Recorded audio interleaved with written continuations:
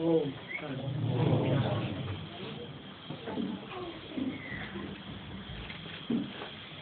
चार जुलाई 1968 का प्रातः क्लास है।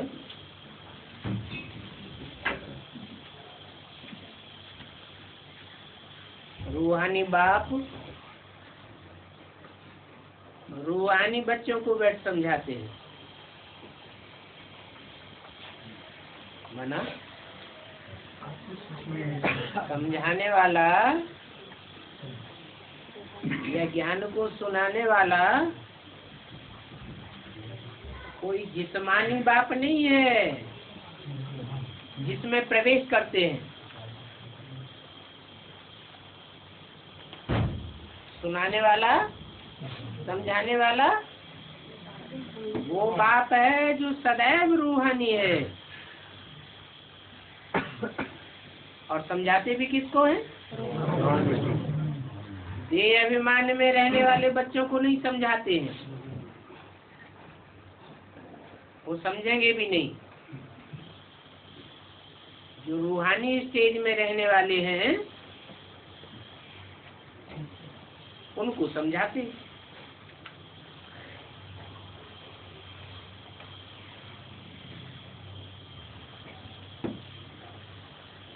कितने होंगे रूहानी स्टेज में रहने वाले? 4.5 लाख।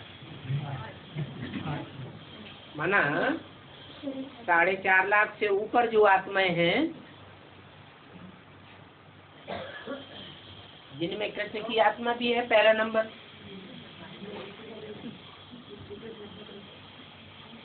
वो रूहानी स्टेज नहीं धारण करती है? करती तो है,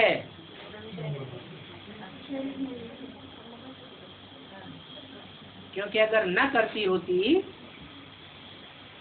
तो फिर सूक्ष्म शरीर से गुलजारदारी में ही काम करती।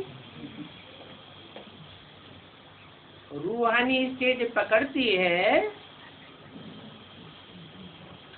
तो जरूर रूहानी बच्चों के संग के रंग में भी आती है।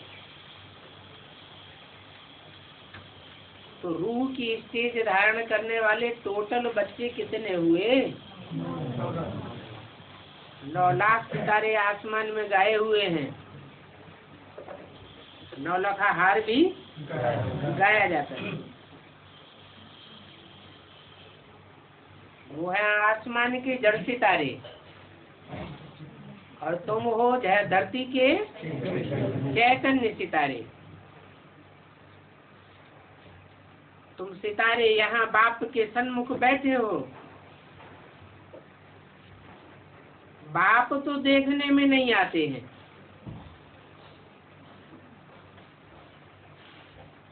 सितारों का जो बाप है, चैतन्य सितारों का बाप, वो इन आँखों से देखने में नहीं आते हैं। बाकी कौन चंद्रमा और कौन सितारे? बच्चों में ही चंद्रमा और बच्चों में ही सितारे। और सभी बाप के बच्चे भी हैं और सजनिया भी हैं, क्योंकि सबको साथ में ले जाएंगे।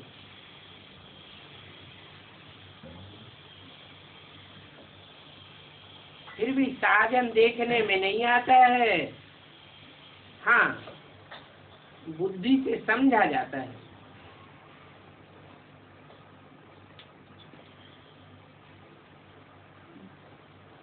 भगवान की आंखों से देखा जाता है नहीं, लेकिन ज्ञान के तीसरे नेत्र से, बुद्धि से जाना जाता है, समझ सकते हैं, जान सकते हैं।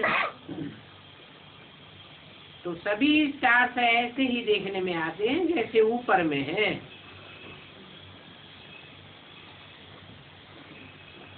ये धरती की सितारे भी, जो भी मानवीय शक्ति है,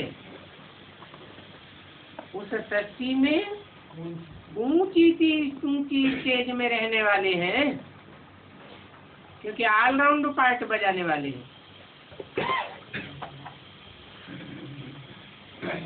कोई माँ के सन्मुख अच्छे चमकते हैं,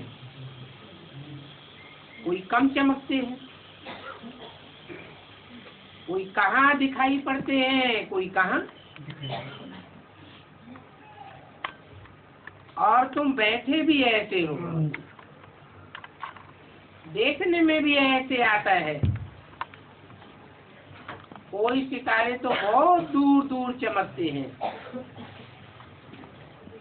और कोई नजदीक में भी चमकते हैं। कोई कम चमकते हैं, इसलिए तुमको कहा जाता है ज्ञान सितारे, क्योंकि ज्ञान और योग में कोई कोई बहुत तीखे होते हैं, कोई कम तीखे होते हैं। आत्माओं को भी देखा नहीं जाता है। आत्मा शरीर से निकलती है तो देखी जाती है क्या? फिर आत्माओं को समझा जाता है।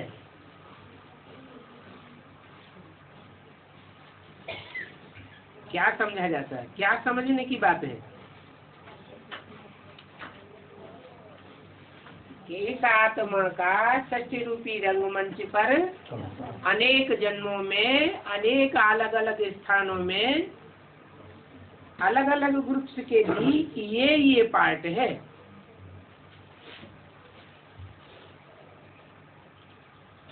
बाकी सभी सितारे नजदीक तो नहीं है। जो जाति चमकते हैं वो झट नजदीक में आ जाते हैं। कौन सी चमक है?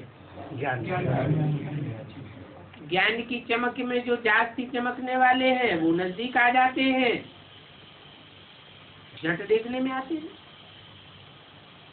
क्योंकि बहुतों का कल्याण करते हैं ना। उन पर बाप की भी नजर जाती है। हर एक सितारे खुद जानते हैं हम कहाँ तक सेवा करते हैं,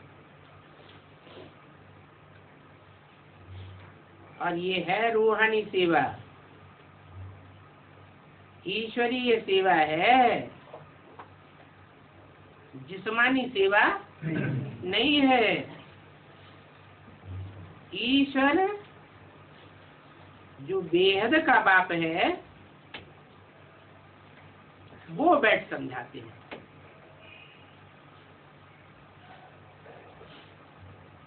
समझाने वाले को टीचर कहा जाता है। ये भी बताते हैं कि कैसे सेवा करनी चाहिए।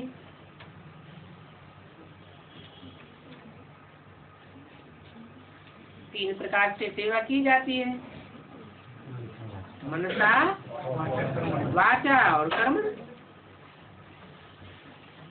मनसा का नाम पहले क्यों लिया?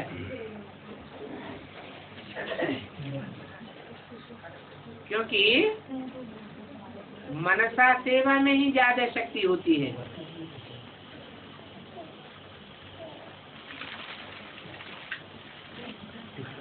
वाचा सेवा में उससे कम शक्ति होती है, और कर्मणा सेवा और ही जाति स्थूल होती है। तो जो सेवा जितनी जाति सूक्ष्म होती है उसमें उतनी ही जाति पावर होती है, शक्ति होती है। दिखने में भी आता है।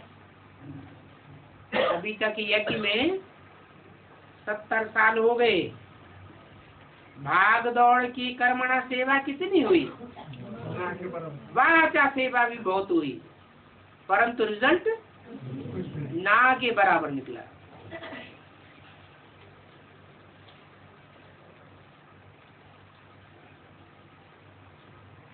कर्मणा सेवा और वाचा सेवा ये स्थूल सेवा है। परंतु आत्मा स्थूल है या सूक्ष्म है? तो असली सेवा तो तब होगी जब आत्मा में इतनी एकाग्रता की शक्ति आ जाए कि संकल्प किया और सिद्ध हुआ, तब मनसा सेवा सिद्ध होगी।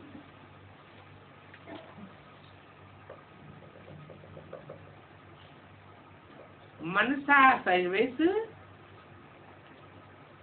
तब हुई है जब सबको शरीर से अलग कराकर बाप को याद किया है। इसके लिए स्टेज होनी चाहिए, मेरा तो एक बाबा दूसरा न कोई। और ये बहुत ही ऊंची बात है। क्या नीची बात क्या है? ढेरों में बुद्धि लटक जाना, ये आत्मा को नीचे ले जाएगा। और एक ऊंच से ऊंच में बुद्धि लटक जाए तो ऊंच से ऊंच जाएगा। और भारत में ही ये अक्षर है।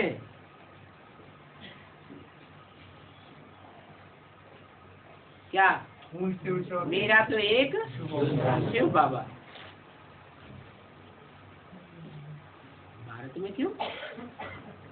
भारत को माता कहा जाता है, दूसरे देशों को माता नहीं कहा जाता। और माताओं में प्योरिटी की पावर जास्ती होती है। भारत माता की ये शिफ्ट है कि भारत की कन्याएं माताएं अपने सारे जीवन में एक को मान्यता विशेष देती है और सारी सृष्टि बच्चों के रूप में देखती है, परिवार के रूप में देखती है, परिवार के भांति हैं। तो अव्यभिचारी दृष्टि बन जाती है। तो भारत में ही ये अक्षर हैं, व्यभिचारी और अव्यभिचारी। और शिव बाबा आते भी हैं अव्यभिचारी। दृष्टि और वृत्ति की जहाँ बहुत महत्व दिया जाता है वहीं आते हैं। जहाँ कहते हैं मेरा तो एक दूसरा न कोई,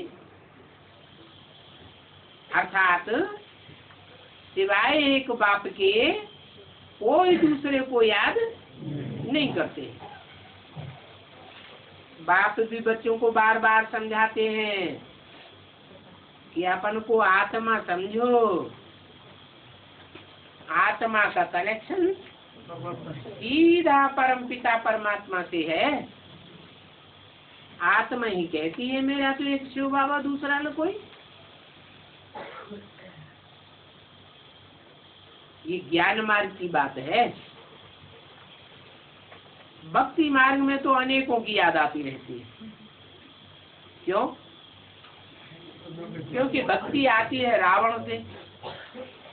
रावण को अनेक मुख होते हैं और ज्ञान आता है एक राम से।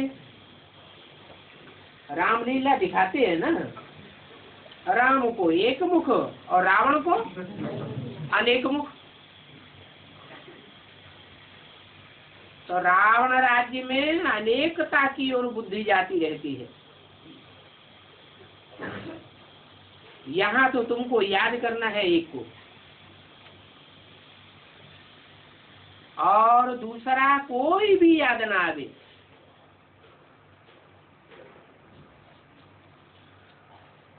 एक को याद करना है?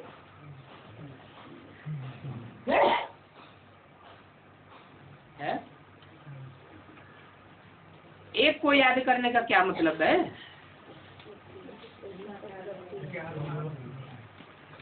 एक बिंदी को याद करना।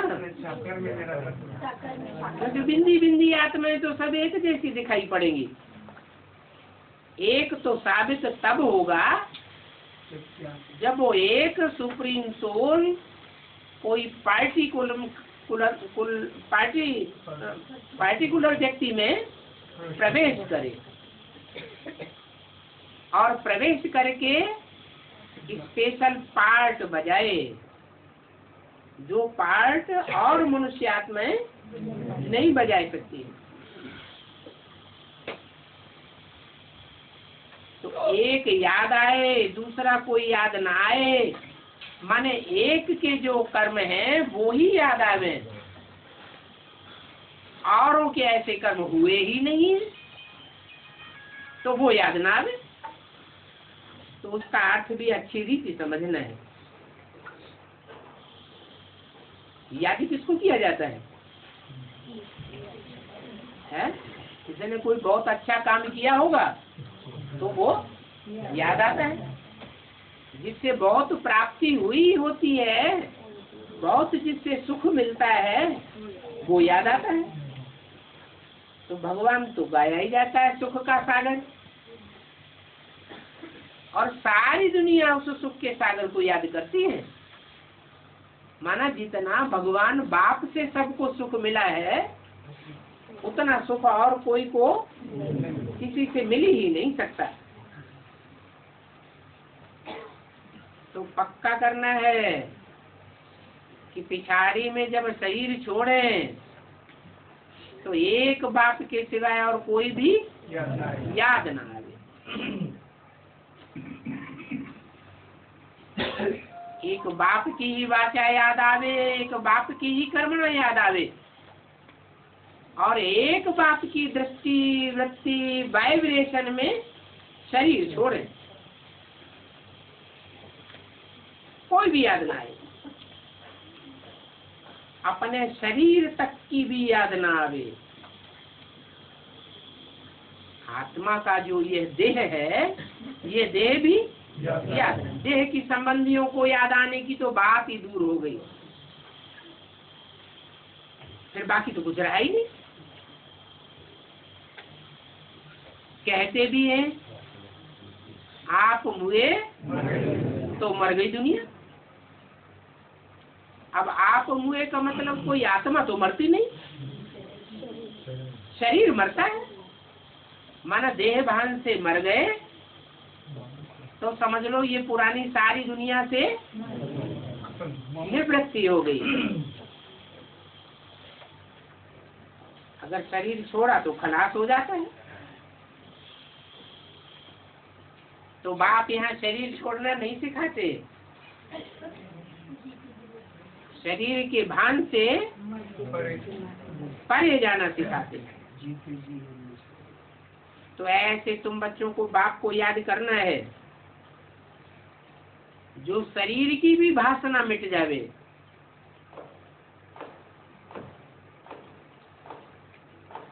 आत्मा तो अविनाशी है और शरीर विनाशी है। विनाशी का मतलब शरीर 5 तत्वों से बनता है, तो 5 तत्व विनाश हो जाते हैं क्या? 5 तत्व तो विनाश नहीं होते, लेकिन 5 तत्व रूप बदलते रहते हैं। और आत्मा जैसे जैसे संस्कारों वाली बनती है वैसे वैसे 5 तत्वों का संघात शरीर उनको प्राप्त हो जाता है। बाकी आत्मा तो अंदरूनी एक ही रूप है, ज्योति बिंदु रूप। शरीरों का रूप बदलता रहता है। तो बदलने वाला है शरीर, 5 तत्व। आत्मा तो सदैव आत्मा ही है। हाँ, आत्मा में स्वभाव संस्कारों का संग का रंग जरूर लगता है। तो आत्मा जैसे अविनाशी है, बाप भी अविनाशी है, और अविनाशी आत्मा अविनाशी बाप को याद करती है। तो समझो कि जो अविनाशी बाप है वो ही हमारा मित्र है, और बाकी सभी हैं दुश्मन।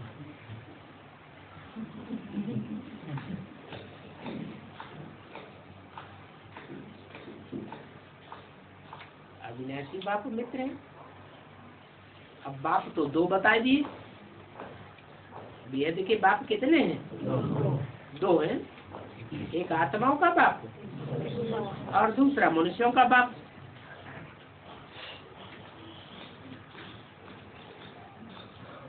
उनमें अविनाशी किसको कहें और विनाशी किसको कहें?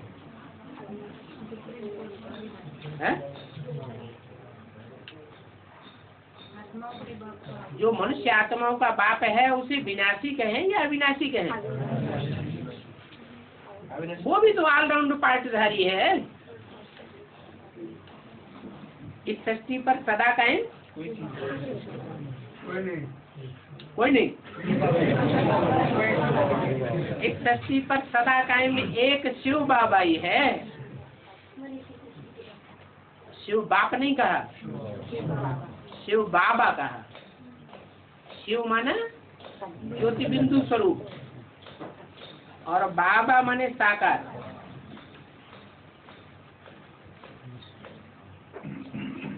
सदा कायम का मतलब ये हुआ कि सृष्टि के आदि से लेकर के अंत तक जो पार्ट बजता है उसमें आत्मिक स्थिति की परसेंटेज खलास नहीं होती। एक ही ऐसा ऑलराउंड पार्टधारी है, हीरो पार्टधारी। इसलिए उसमें शिव बाप प्रवेश करते हैं मुकर्रर रूप से। इसलिए बताया कि एक बाप ही तुम्हारा मित्र है और बाकी सब है दुश्मन। जैसे रावण दुश्मन है वैसे सभी दुश्मन है। सारी दुनिया कौन संप्रदाय बन गई? रावण संप्रदाय बन गई। ये शरीर भी तुम्हारा दुश्मन है। कैसे? बीमारियां आदि आती रहती है ना, तो दुश्मन हुआ ना। बीमारी शरीर में आती है तो दुख अनुभव होता है या सुख अनुभव होता है? दुश्मन दुख देते हैं और दोस्त सुख देता है। तो इन दुश्मनों को देखना नहीं है। क्या?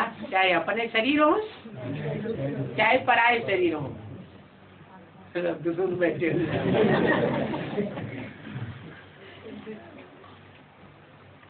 सभी से मित्र और मित्रता करने वाला एक ही बाप है। उस बाप को याद करना है। उस याद से ही आत्मा बिल्कुल पवित्र बन जाती है। जैसे सतो प्रधान होकर के आए थे, कहाँ से? परम धाम से। जैसे सतो प्रधान होकर आत्मा आती है, आए थे, वैसे ही सतो प्रधान होकर के हर आत्मा को वापस लौटना है।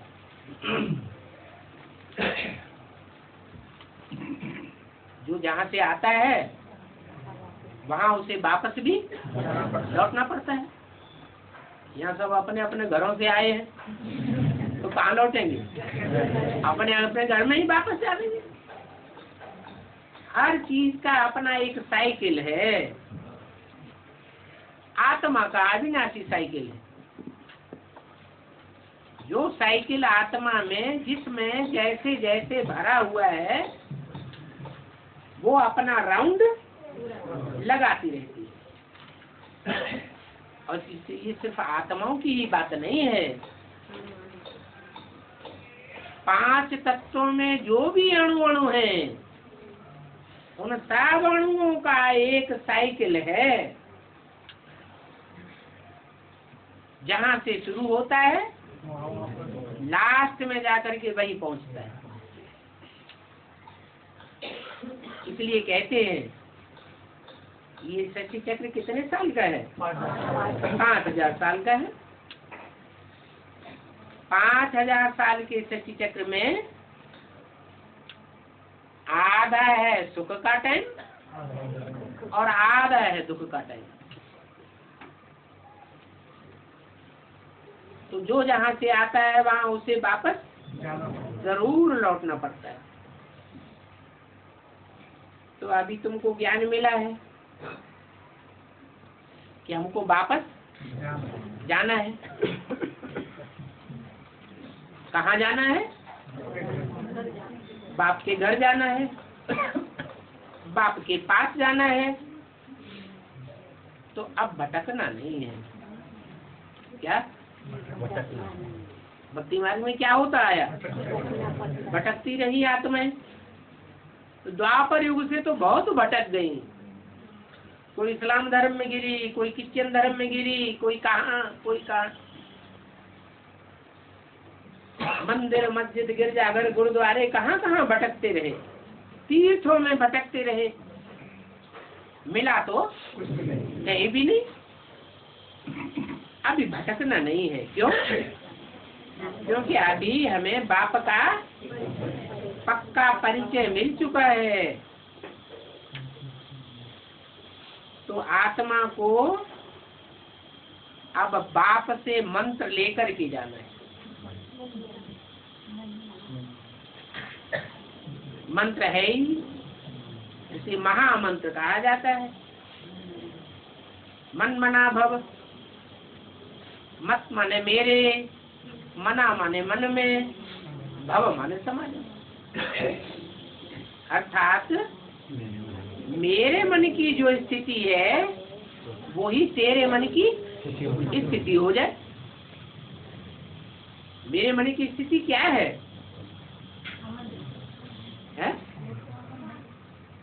जो सिखाए रहा है मन मना भव, उसके मन की स्थिति क्या है?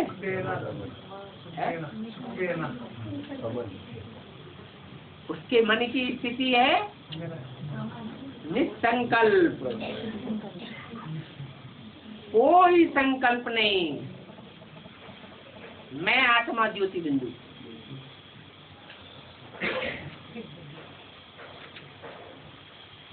सब चिंताओं से बुद्धि दूर हो जाए।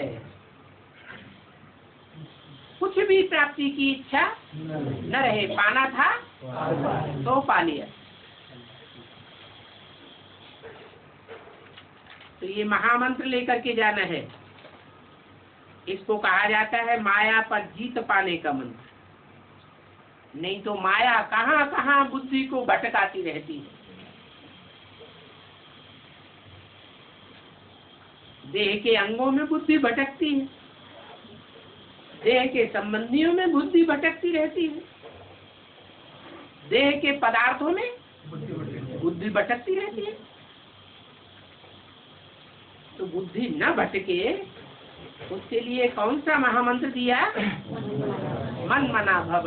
जो बाप के मन की स्टेज है वो मेरी भी स्टेज बन जाए।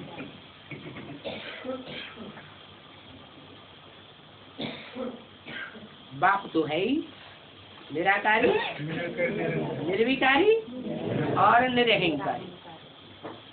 तो हम भी निराकारी निसंकल्प स्टेज में पहुंचेंगे तो हम भी निर्विकारी और निरहंकारी बन जाएंगे। बाप कहते हैं अपन को आत्मा समझ पवित्र होकर के भागना है। क्या? मैं आत्मा ज्योति बिंदु और पवित्र आत्मा हूँ। पवित्र आत्मा किसे कहा जाता है? जो मन बुद्धि रूपी आत्मा कहीं इधर उधर न भटके, एकाग्र स्थिति हो जाए तो कहेंगे पवित्र। और अपवित्र आत्मा की निशानी क्या है?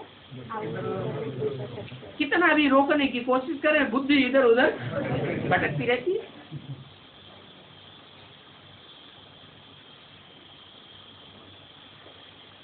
आखिर कितनी भटकेगी? है। 63 जन्मों से भटकना शुरू हुआ है, द्वापर युग के आदि से,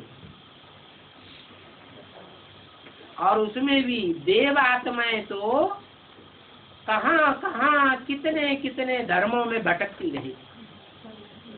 भारतवासी ही दूसरे दूसरे धर्मों में कन्वर्ट होते रहे। तो भटकने की आदत पड़ी हुई है 63 जन्मों से। ये भटकना बंद हो जाए तो इंतहा है क्या? 63 जन्मों का जो हिसाब किताब है आत्माओं के साथ, जो जो जहाँ जहाँ जिस देश विशेष में जिस व्यक्ति विशेष के साथ हम आत्मा ने संबंध का पार्ट बजाया है, संग का रंग लगाया है, वो अभी शूटिंग पीरियड में रील में आवेंगी जरूर।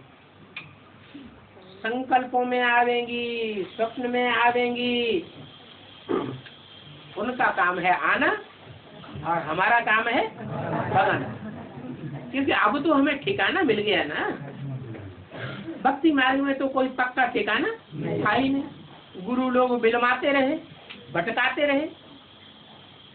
गुरु लोग खुद भी अंदर से समझते थे कि हम भटके हुए हैं, फिर भी दूसरों को भटकाते रहे। अब तो हमें पक्का ठिकाना मिल गया। तो आत्मा को पवित्र होकर के भागना है। देह सहित देह के जो भी संबंध हैं,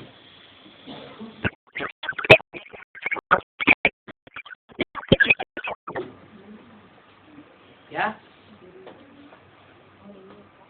अपनी देह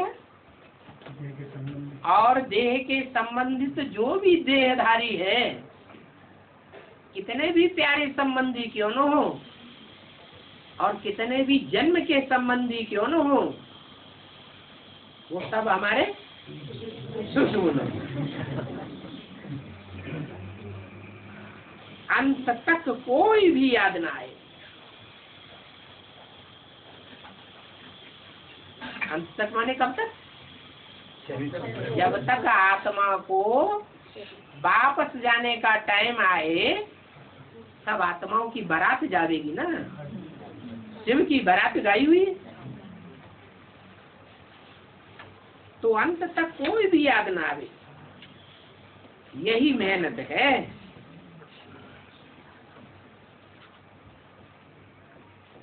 बल कोई भी प्यारे से प्यारा हो, परंतु वो प्यारे से प्यारा भी याद ना आवे।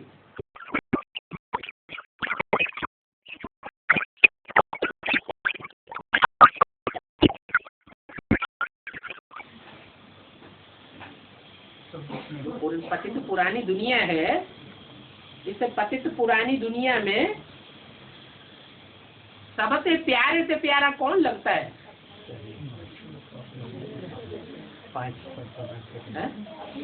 पति प्यारा लगता है, बाप प्यारा लगता है, कौन प्यारा लगता है? अपने शरीर से सबको बहुत प्यार है। पति से भी उतना प्यार नहीं करेंगे, बाप से भी प्यार है। शरीर माने रथ।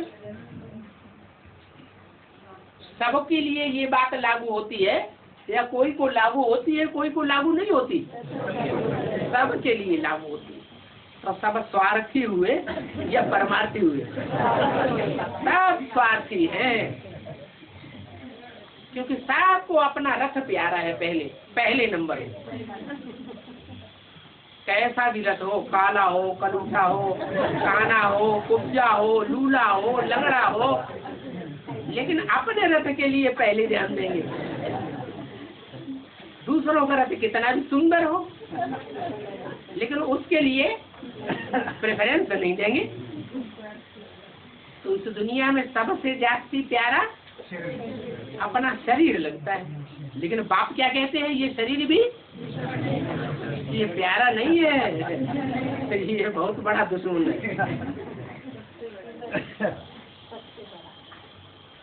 फिर कौन प्यारा होता है? शरीर के बाद फिर प्यार होता है बाप से अथवा पति से। बच्चा है तो बच्चे को सबसे ज्यादा लगाव अपने बाप से लगेगा क्योंकि वर्षा मिलना है। और कन्या माताएं हैं तो उनको अपना पति सबसे ज्यादा प्यारा होता है कि बाप प्यारा होता है? पति बहुत प्यारा होता है। तो ये दो सबसे ज्यादा प्रिय होते हैं। कौन कौन? एक तो अपना शरीर और कन्या माताएं हैं तो पति और पुरुष है तो बाप।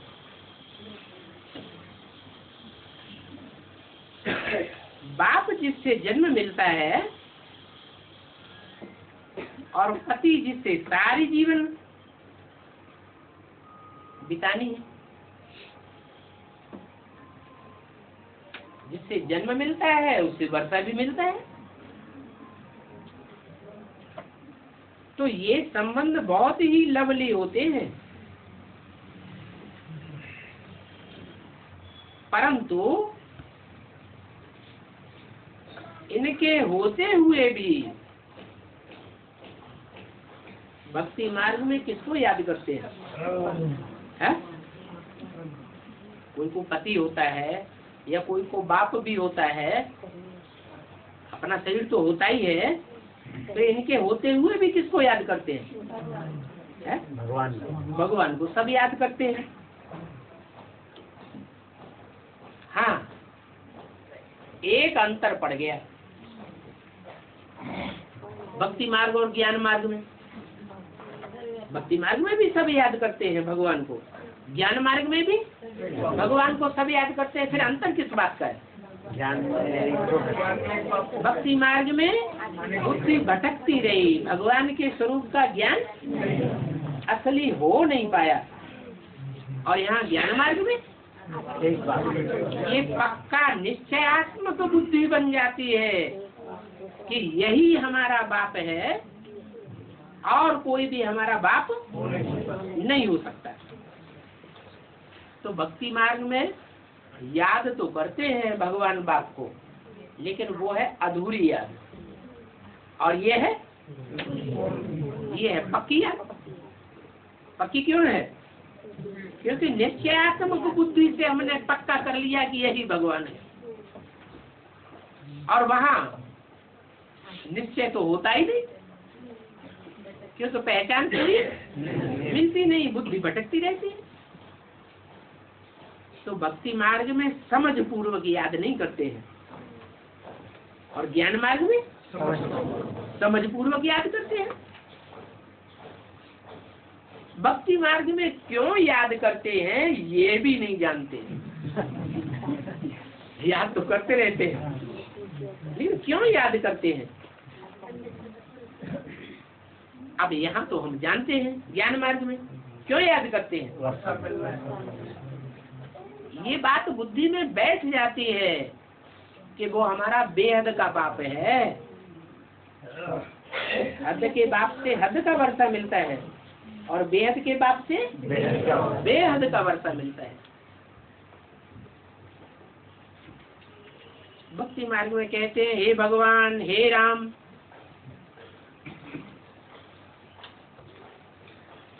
कहते हैं ना।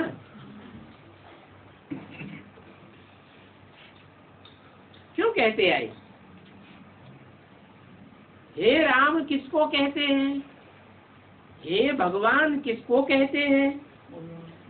उसका एग्जैक्ट फीचर क्या है, चेहरा मोहरा क्या है, वो किसी को पता होता है?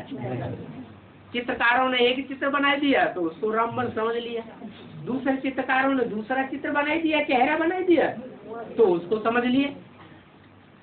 तो किसको कहते हैं कुछ भी पता नहीं।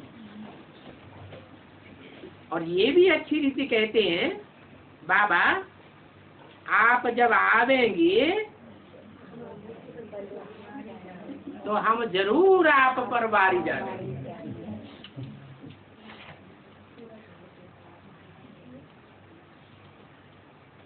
बाबा आप आवेंगे तो हम आपके ही बनेंगे और कोई का नहीं बनेगी। ये भी नहीं जानते हैं भक्ति मार्ग में कि बाप के उस एग्जैक्ट स्वरूप की याद करने से ही हमारे पाप भस्म होंगे। और रूपों को याद करेंगे तो पाप बढ़ सकते हैं लेकिन भस्म नहीं होंगे। परंतु यह बात और कोई बाप के सिवाय समझाए भी नहीं सकता। और बाप ही अभी भी समझाते हैं।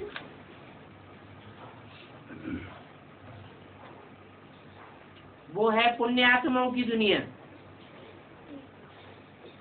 और ये है पापात्माओं की दुनिया। वहां पाप होता नहीं है। ये पापात्माओं की दुनिया में पाप ही पाप होते रहते हैं। इस पापात्माओं की दुनिया में एक भी पुण्यात्मा नहीं।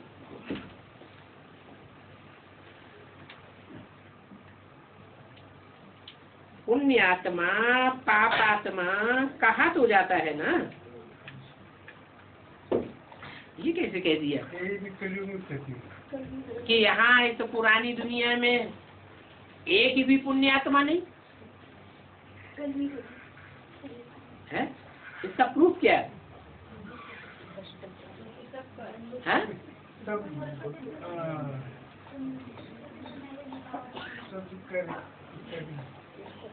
एक भी पुण्यात्मा इसलिए नहीं बोला कि यहाँ सब एक दूसरे को कुछ न कुछ दुख जरूर देते हैं। कर्मेंद्रियों से दुख नहीं देंगे तो वाचा से दुख देते हैं। चलो वाचा और कर्मेंद्रियों दोनों से कोई दुख न देता हो, जंगल में रहता हो, तो मनसा के वाइब्रेशन से जरूर खींच मचाई देंगे। सन्यासी हैं, भले जंगल में रहते हैं, फिर भी उनको कोई न कोई याद आता रहता है। तो जिसको याद करेंगे उसकी आत्मा भी खींचेगी कि नहीं खींचेगी? तो दुख देना हुआ ना। तो एक भी ऐसा नहीं है जो पुण्यात्मा। कहाँ? ये तो पुरानी दुनिया में। और जहाँ पुण्यात्माओं की दुनिया होती है वहाँ एक भी ऐसा नहीं है जो पापात्मा। क्यों? क्योंकि वहाँ सब आत्मिक स्थिति में स्थित रहने वाले होते हैं। एक भी रथ की स्थिति में, रथ की याद में रहने वाला नहीं होता। बाकी पुण्य परमात्मा नहीं कहा जाता क्या? या पाप परमात्मा नहीं कहा जाता। परमात्मा है तो आत्मा, लेकिन उसके लिए न पुण्य परमात्मा कहेंगे न पाप परमात्मा कहेंगे। है? तुम बच्चे जानते हो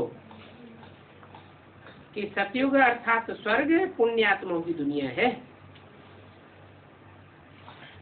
नाम ही है स्वर्ग। क्यों नाम पड़ा? सही स्थिति में गया तो स्वर्ग बन गया। ये हर आत्मा की बात है। जो आत्मा सही स्थिति में स्थित हो जाएगी सदा काल के लिए, वो क्या अनुभव करेगी? दुनिया में कितनी मार काट मची हुई हो, कितना भी विनाश बर्पा हो रहा हो, लेकिन वो स्वर्ग में अनुभव करेगी, नरक में दुख में अनुभव नहीं करेगी। मुसलमानों के ग्रंथों में भी लिखा हुआ है क्या? जब विनाश बर्पा होगा तो जो खुदा के बंदे होंगे वो बड़े मौज में रहेंगे। मौज में रहना माना सुख में रहना, स्वर्ग में रहना। तो रावण राज्य में एक भी मनुष्य पुण्यात्मा नहीं हो सकता। पुण्यात्माओं की दुनिया है ही स्वर्ग। पाप आत्मा से पुण्यात्मा कब बनते हैं? कब का सवाल है, जवाब चाहिए। पाप आत्मा से पुण्य आत्मा कब बनते हैं? कब का मतलब समय पूछा। हाँ, कलयुग में तो है पाप आत्मा, और कलयुग के बाद होता है सतयुग, वहां होती है पुण्य आत्मा। तो जब पुरुषार्थ करने वाला समय आवे, कराने वाला समय आवे,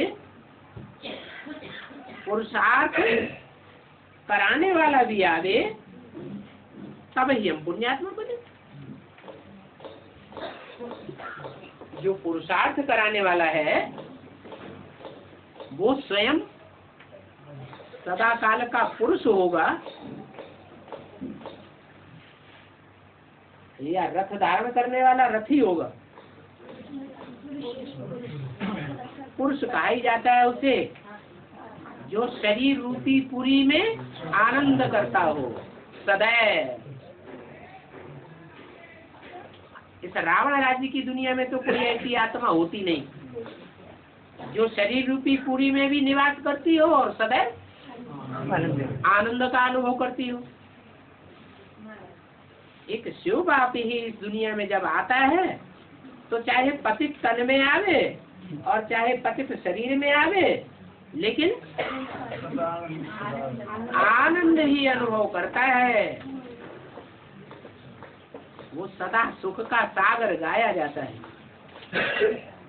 जिसकी याद से हम पावन बनते हैं, सुख धाम में पहुंचते हैं। तो ऐसा पुरुषार्थ कराने वाला जब आवे तब हम पुण्यात्मा बने। और बाप जो ऐसा पुरुषार्थ कराने वाला है न पापात्माओं की दुनिया में आता है। क्या पापात्माओं की दुनिया में नहीं आता, द्वापर कलयुग में नहीं आता, और न पुण्यात्माओं की दुनिया में आता है, सतयुग त्रेता में भी नहीं आता।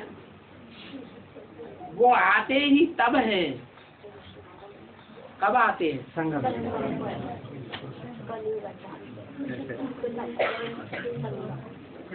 में आते हैं। तो कब हुआ? अरे कोई टाइम, कोई एग्जैक्ट टाइम बताएंगे हैं? बाप आते ही तब है जब कलयुग का अंत और सतयुग का आदि होता है। तो अंत 500-700 करोड़ के लिए हो जाएगा,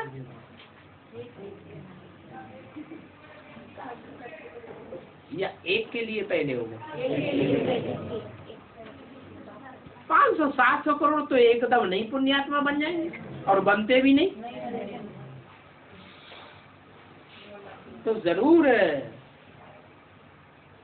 एक आत्मा है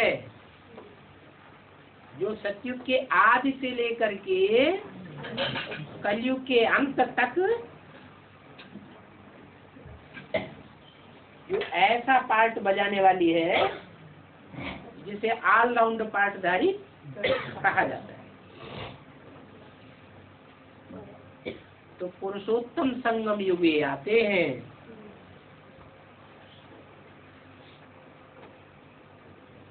उस टाइम को पुरुषोत्तम संगम युग नाम क्यों दिया? सन 75 को क्यों नहीं पुरुषोत्तम संगम युग टाइम दिया, या 36 से लेकर के 75 तक पुरुषोत्तम संगम युग नाम क्यों नहीं दिया? क्योंकि पुरुषों में उत्तम प्रत्यक्ष ही नहीं होता। जो भी पुरुष मात्र हैं उनमें उत्तम पार्टधारी कौन है, ये बात साबित नहीं होती। कोई कहे ब्रह्मा है, तो ब्रह्मा होता तो उसके मंदिर होते, पूजा होती, मूर्तियां बनती, लेकिन ब्रह्मा का तो मंदिर भी नहीं, मूर्तियां भी नहीं, पूजा भी नहीं। तो जरूर उत्तम से उत्तम पाठधारी ब्रह्मा नहीं है। जो उत्तम से उत्तम पाठधारी होगा उसका तो जरूर गायन होना चाहिए पुरुषोत्तम। और वो एक ही व्यक्ति गायन होता है, नारायण। पुरुषों में उत्तम पाठधारी नारायण को कहा जाता है पुरुषोत्तम, और तो कोई को पुरुषोत्तम नहीं कहा जाता। और उस पुरुषोत्तम की ये विशेषता है पाठधारी की कि दुनिया में और सबकी ग्लानि है, 33 करोड़ देवताओं की भी ग्लानि है, भगवान की भी ग्लानि कर देते हैं, लेकिन पुरुषोत्तम की शास्त्रों में कोई ग्लानि नहीं है। तो बाप ऐसे पाठधारी में जैसे ही आते हैं वैसे ही पुरुषोत्तम युग शुरू हो जाता है। तो बाप आकर के पुण्यात्मा बनाते हैं।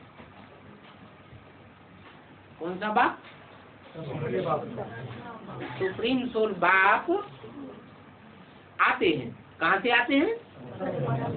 आत्माओं के लोक से आते हैं। और किस में आते हैं? जो पुरुषों में उत्तम पाठधारी पुरुषोत्तम है उसमें जब आते हैं और उसको पाप आत्मा से पुण्यात्मा बनाते हैं, बनाने के लिए आते हैं। जब नंबरवार पुरुषार्थ अनुसार पुण्यात्मा बन जाते हैं तब बाप पापात्माओं की दुनिया खत्म कर देते हैं। ऐसे नहीं है कि 7 पुरुषोत्तम पुरुषों में उत्तम उत्तम सभी बन जाएंगे, नहीं, नंबरवार 1 नंबर से लेकर के और कितने 9 लाख पुण्यात्मा है। और नहीं है, त्रेता के अंत में जो आत्मा जन्म लेगी अंतिम जन्म में वो पापात्मा होगी, वो पुण्यात्मा होगी। तो जब नंबरवार पुरुषार्थ अनुसार पुण्यात्मा बन जाते हैं तो पापात्माओं की दुनिया खत्म कर देते हैं। पुण्यात्माओं की दुनिया की स्थापना हो जाती है। इसको कहा जाता है नई दुनिया। अभी तुम सब पुरुषार्थी हो। किसके अर्थी हो? पुरुष अर्थी। अर्थ माने लिए। किसके लिए हो? शरीर के लिए नहीं हो, रथ के लिए नहीं हो। तुम जो भी कर्म करते हो वो किसके लिए करते हो? पुरुष माने आत्मा, जो शरीर रूपी पुरी में शयन करने वाली आत्मा है उसके लिए तुम कर्म करते हो। सोचते हो किसके लिए? आत्मा के कल्याण के लिए। मुख से वाचा निकालते हो किसके लिए? आत्मा के कल्याण के लिए। और कर्मेंद्रियों से जो भी कर्म करते हो शरीर के सुख के लिए नहीं होना चाहिए।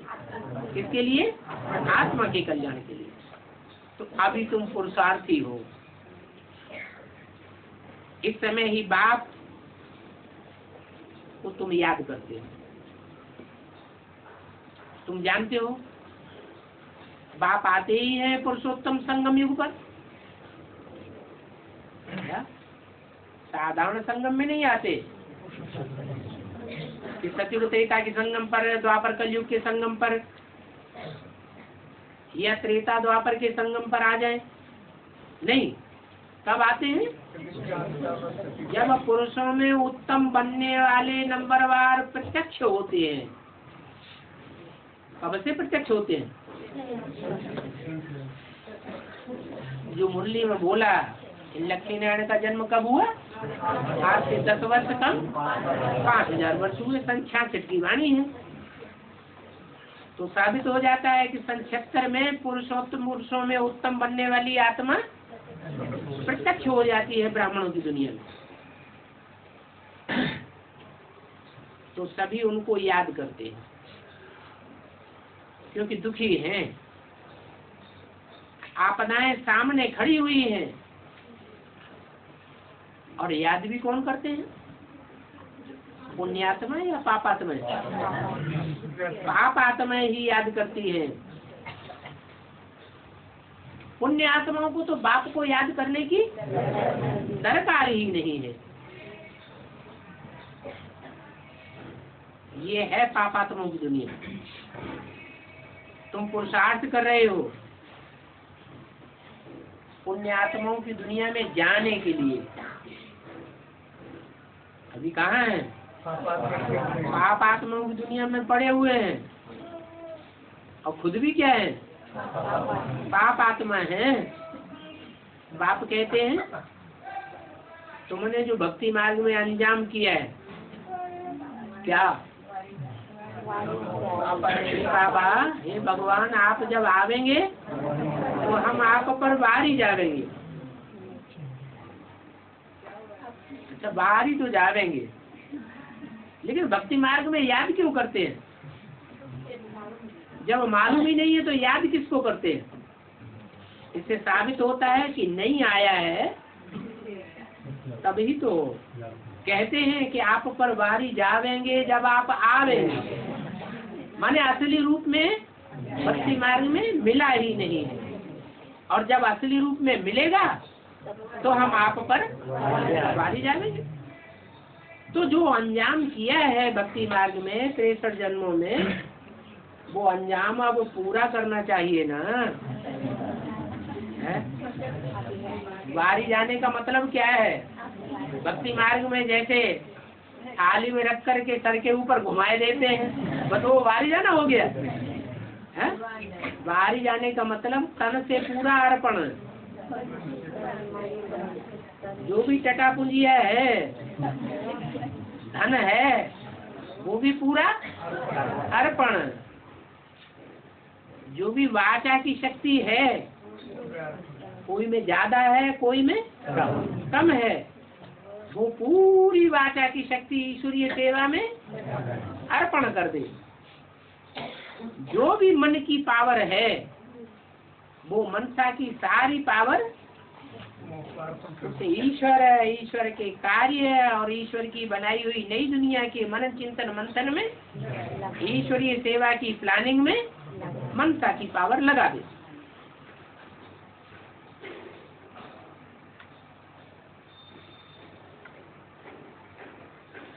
तो बोला कि तुमने जो इंतजाम किया है कि आप आवेंगे तो हम बाहर ही जाएंगे।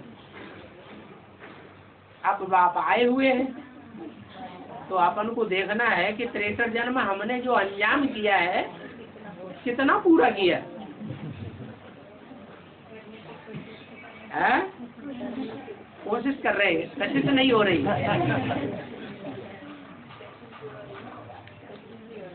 कोई अंजाम करे, प्रतिज्ञा करे और प्रतिज्ञा पूरी करने में 70 साल लगा दे, तो धोखेबाज कहेंगे, दगाबाज कहेंगे या नहीं कहेंगे? नहीं कहेंगे। क्यों? कर रहे हैं, मरते मरते करते ही रहेंगे।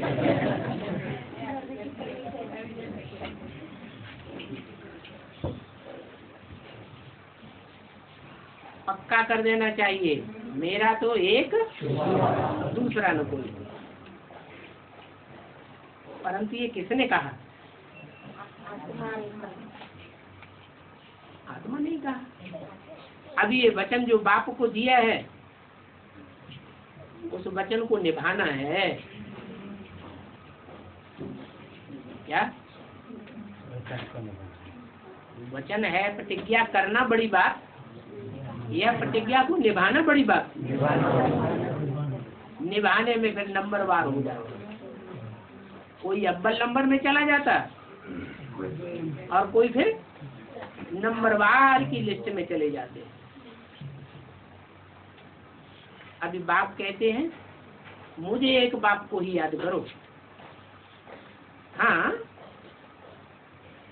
उसे एक बाप की याद स्थिर करने में टाइम तो लगेगा ही। क्या हथेली पे आम नहीं जमाया जा सकता?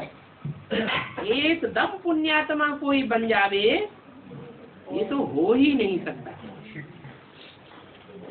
कि बाप का परिचय मिला, निश्चय हुआ, और एकदम कोई पाप आत्मा से पुण्यात्मा बन जावे, कोई भी नहीं बन सकता। चाहे नंबर 1 में कोई आने वाला ही क्यों न हो। क्या नारायण का पार्ट बजाने वाली ऑलराउंड पार्टधारी हीरो आत्मा ही क्यों न हो, जिसने 84 जन्म लिए हो पूरे, वही आत्मा क्यों न हो, लेकिन एकदम कोई नहीं पलट सकता। नंबर 1 से लेकर के 84 जन्म लेने वाले हैं, तो पूरी कला कम हो जाती है। 84 जन्मों का ही ये चक्र है, और 84 के चक्र में आत्मा की जो शक्ति है वो थोड़ी थोड़ी हर जन्म में कम होती जाती है।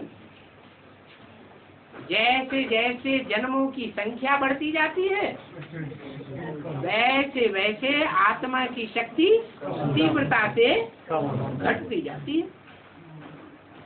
तो 84 का ही चक्र। 84 जन्मों में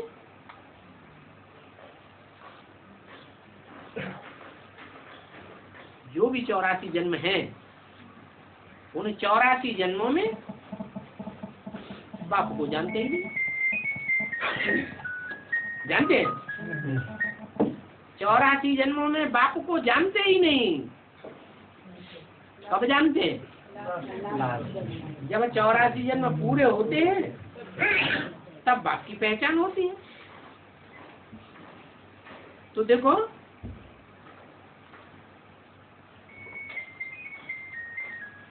चौरासी जन्मों में बाप को भूले,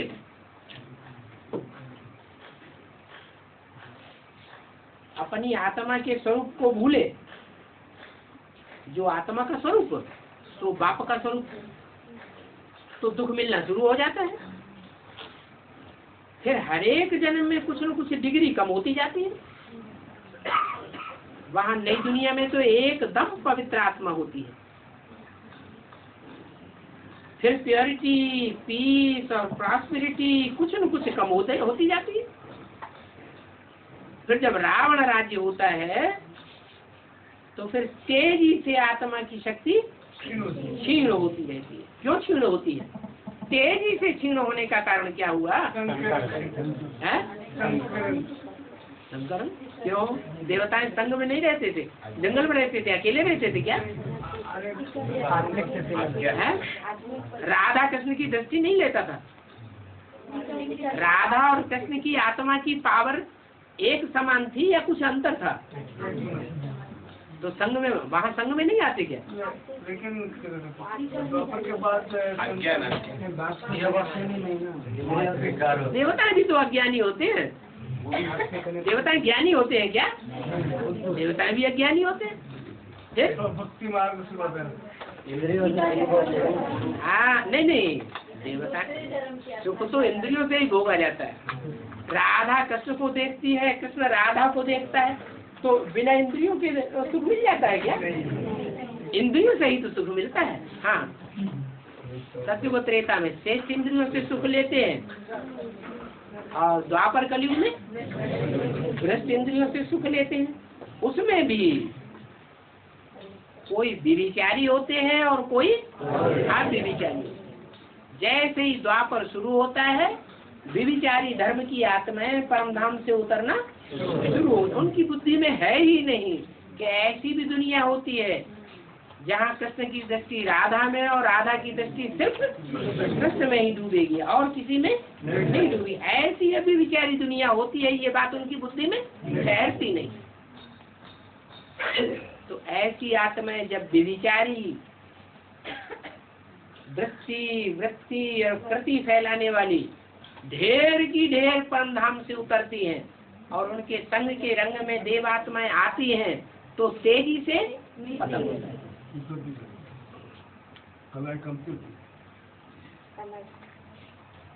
ये तो सामान्य बात है। कोई मनुष्य को जीवन में एक पत्नी है और कोई मनुष्य को ढेर पत्नियां हैं, तो ज्यादा पतन किसका होगा? जिसकी ढेर पत्नियां हैं उसकी शक्ति ज्यादा क्षीण होती रहेगी, क्योंकि व्यभिचारी बन गया। भारत के राजाएं जब व्यभिचारी बने, ढेर की ढेर रानियां रखी, तो भारत का बहुत पतन हुआ। और जब पतन हुआ तो विदेशियों के आक्रमण हुए और आक्रमण में हारते रहे।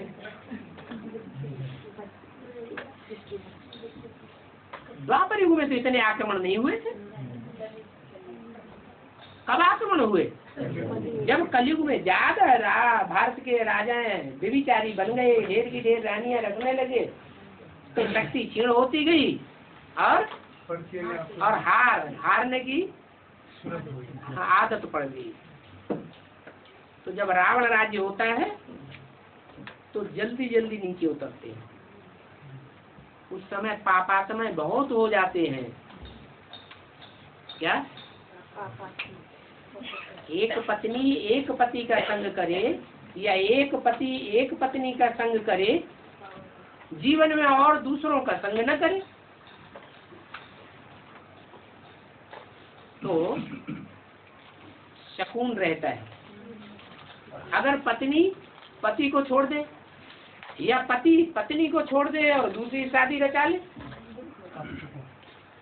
तो पुराना याद आएगा या नहीं आएगा?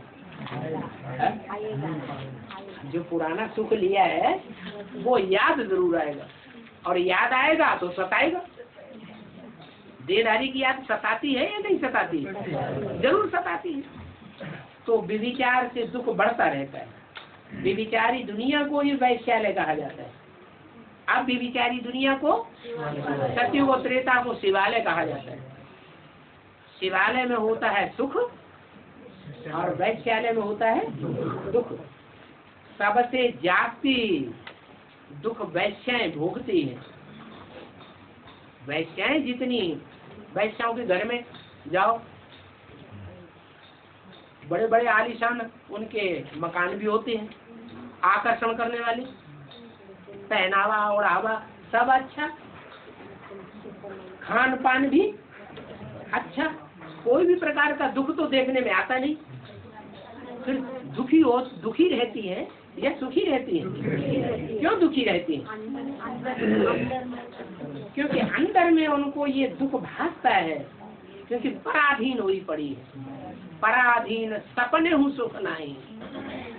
जो पराधीन होता है उसके स्वप्न में भी सुख अनुभव नहीं कर सकता।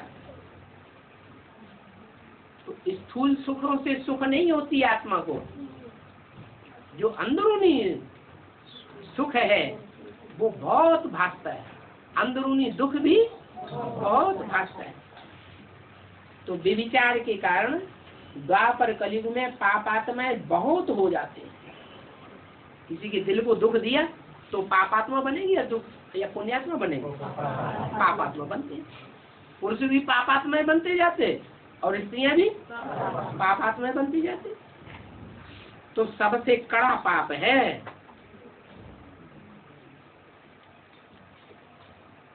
क्या?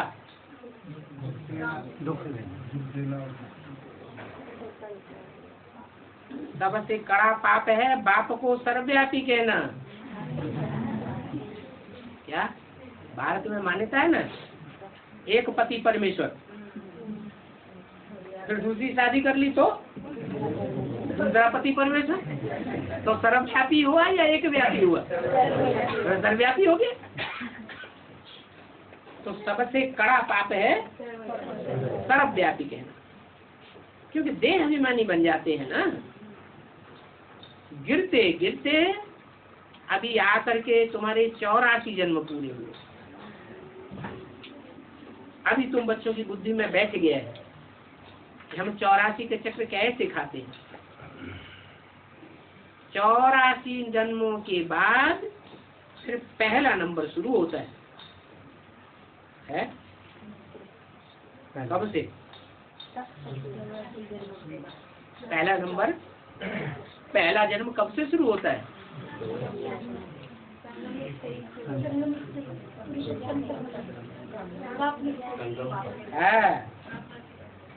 पहले पहले तो शुरू होता है पहली आत्मा का, फिर बाद में नंबर बार दूसरी आत्मा है जिनका पहला जन्म शुरू होता है।